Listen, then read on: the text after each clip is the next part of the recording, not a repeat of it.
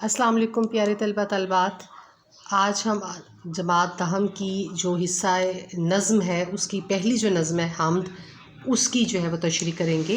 میں ہوں آپ کی مددگار استاد آسیہ پروین اور یہ ہے میرا چینل آسان اردو آسیہ کے ساتھ۔ تو آج ہم پہلی نظم جو ہے حمد اس کی تشریح کریں گے۔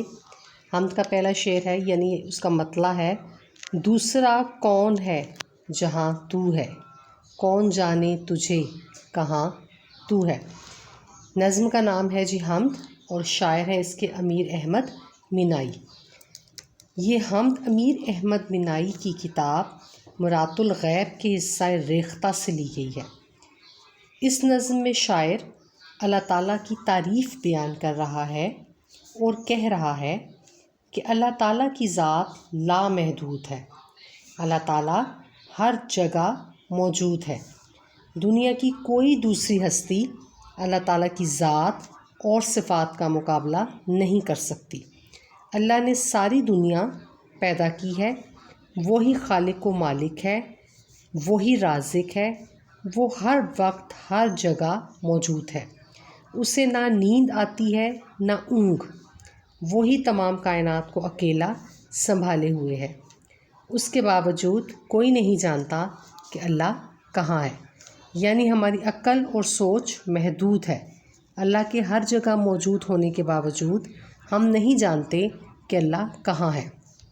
ہم صرف کائنات میں اللہ کی نشانیوں سے اسے پہچان سکتے ہیں۔ بقول شاعر: وہ مالک دو جہاں ہر ذات سے برتر، فرمانے معبود واحد ہر بات سے بڑھ کر۔ اسی نظم کا دوسرا شعر ہے: لاکھ پردوں میں تو ہے بے پردہ، سو نشانوں میں بے نشاں تو ہے۔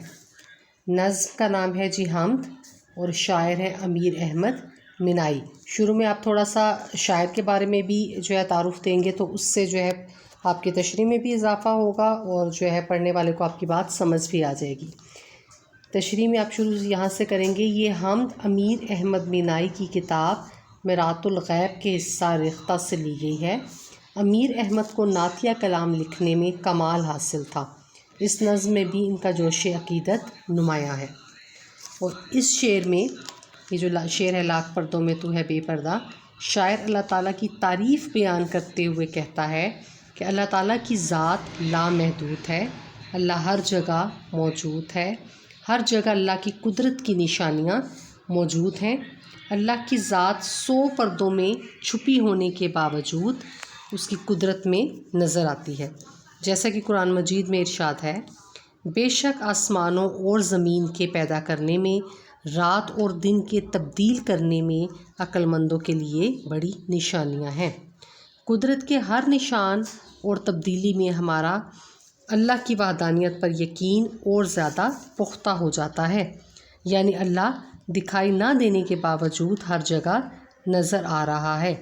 اللہ ہی ہے جس نے تمام کائنات بنائی ہے اور وہی تمام کائنات کا نظام چلا رہا ہے۔ انسان کی عقل اور فہم اللہ کو دیکھنے اور سمجھنے سے آ رہی ہے۔ اللہ ہر جگہ موجود ہے۔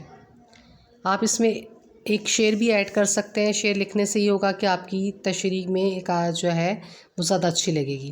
کوئی تو ہے جو نظام ہستی چلا رہا ہے، وہی خدا ہے، دکھائی بھی نہ دے نظر بھی جو آ رہا ہے، وہی خدا ہے۔ پیارے طلبہ طالبات، اگر آپ کو اس ویڈیو سے کوئی مدد ملی ہے یا آپ کو یہ ویڈیو پسند آئی ہے تو پلیز میرے چینل آسان اردو آسیہ کے ساتھ کو لائک کریں اور سبسکرائب کریں۔ شکریہ۔